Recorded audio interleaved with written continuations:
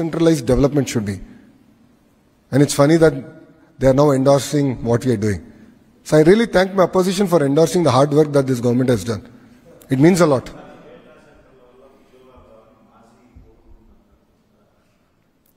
అదే కదా బాస్, ఇప్పుడు ఆ రోజు ఐటీ మంత్రిని ఎట్లా ట్రోల్ చేశారో మనందరం చూసాం. 2019 నుంచి 24 మధ్యన ఒక ఐటీ మంత్రిని ఎట్లా ట్రోల్ చేశారో ప్రజలందరూ కూడా చూశారు. ఒక ప్రశ్న అడిగితే దానికి కోడి గుడ్డు గుడ్డు కోడి అన్నాడు. ఇప్పుడు ఆయనకి ఏ అర్హత ఉందండి? ఆయనకి అసలు డేటా సెంటర్ అంటే ఏంటో తెలుసా?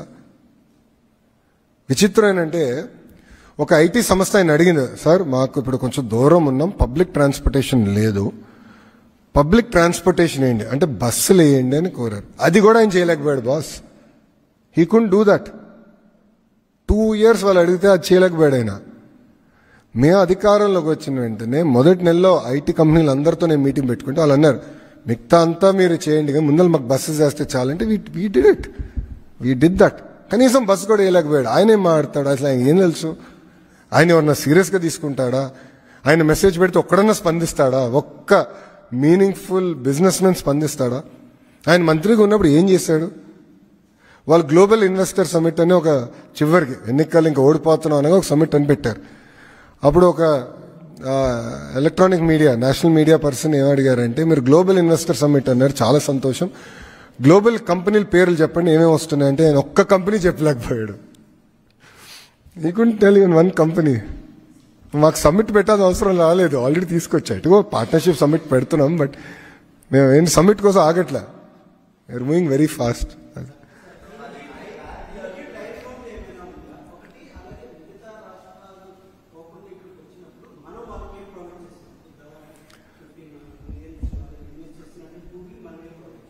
ఇప్పుడు ఒకటి ఫస్ట్ మొదటి ప్రశ్న ఏంటంటే 5 సంవత్సరాల్లో 15 బిలియన్ డిప్లాయ్ అయిపోతుంది.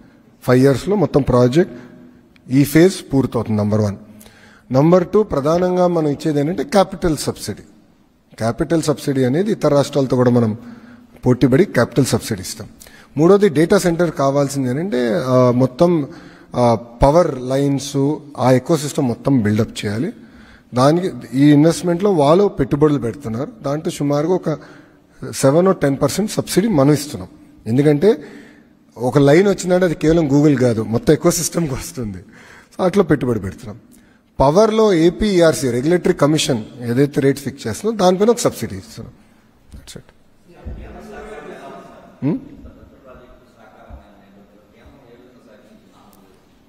చెప్పే కదా double engine bullet train.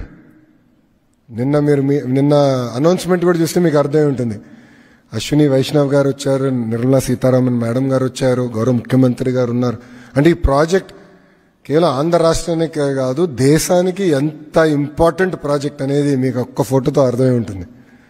So ఇది చాలా సీరియస్గా తీసుకున్నారు. They are all very happy. అంటే మేము ఎంత సీరియస్ తీసుకుంటామంటే ఒక ప్రోగ్రామ్ ఏర్పాటు చేస్తే కేంద్ర మంత్రులు కూడా సెండ్ ఆఫ్ ఏ మంత్రి ఇవ్వాలని మేము ముందలే ప్లాన్ చేసుకుంటాం. ఎందుకంటే వాళ్ళు కూడా సహకరించారు.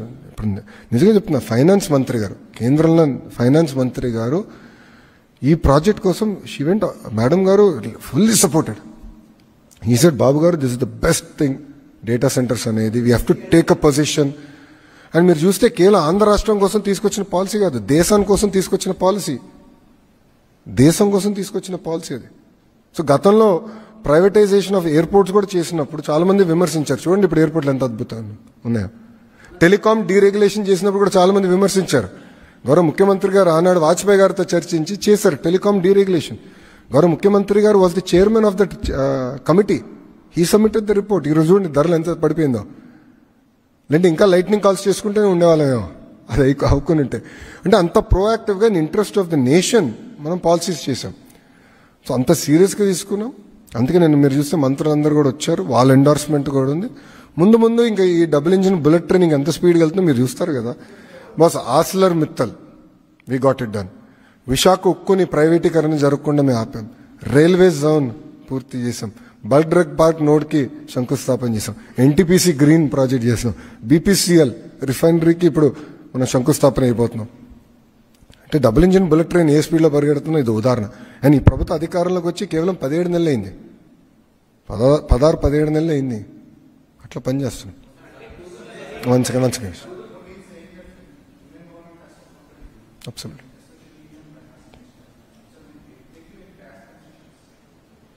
Absolutely. No, we do capital subsidy. We have done like how we do for any project, like how we have extended certain amount of subsidy for Kia in the past, for various other players. We have extended similar subsidies to them. Government of Andhra Pradesh.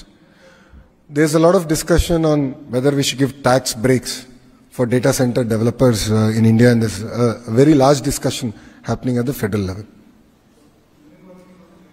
They are also very serious about this, but not for this specific project yet. Whenever a policy comes, it will apply for every project. It's not just for Andhra, no? It's for India. Yes, discussions are still going on. No, I'm sorry, I should let other people speak.